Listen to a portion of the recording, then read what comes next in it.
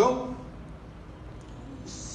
le dernier point sur lequel je voulais insister, c'est l'aspect diversification. Jusque-là, nous dépendons beaucoup des revenus de participation. Il s'agira, à la faveur de ces politiques de diversification, d'offrir une panoplie de services jusque-là non existants au niveau du port, des systèmes portuaires, et de faire en sorte que ces services puissent contribuer de façon sensible à la création non seulement de valeur ajoutée, mais surtout de richesses et de revenus pour le secteur portuaire.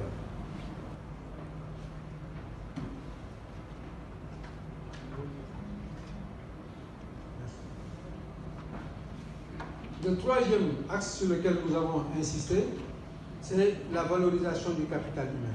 L'homme est une richesse, une valeur mobilisable dans le cadre des projets similaires. Et faire du capital humain des ressources mobilisables va se traduire par un développement de l'employabilité d'abord des acteurs. Les contraintes liées à la sophistication des opérations portuaires, à la technologie croissante dans les ports, à la digitalisation, fait que les acteurs portuaires eux-mêmes doivent reconsidérer leur niveau d'employabilité pour faire face à ces exigences de qualité et de performance.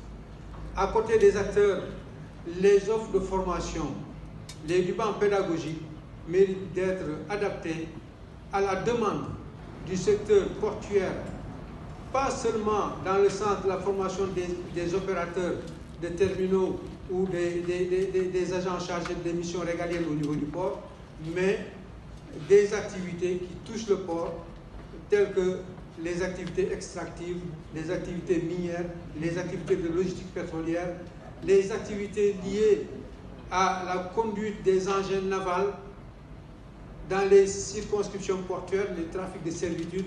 À ce niveau, il faut penser à mettre en place beaucoup d'équipements tels que les équipements permettant de faire des exercices et des tests pour rendre plus performants les employés et les opérateurs de ces unités navales. La transformation systémique du port va passer également par une possibilité offerte aux jeunes à travers des formations certifiantes et qualifiantes de bénéficier davantage d'opportunités d'emploi à l'intérieur des circonscriptions portuaires. La nouvelle niche qui se présente également à la faveur du développement numérique, c'est de permettre à des startups de travailler au même titre que les universitaires, en étroite collaboration avec les autorités portuaires, parce que le développement numérique, c'est un processus continu. Les innovations vont continuer dans le secteur maritime. Et justement, en parlant d'innovation, nous avons retenu un quatrième axe stratégique, c'est la généralisation du numérique et la digitalisation des processus opérationnels administratifs.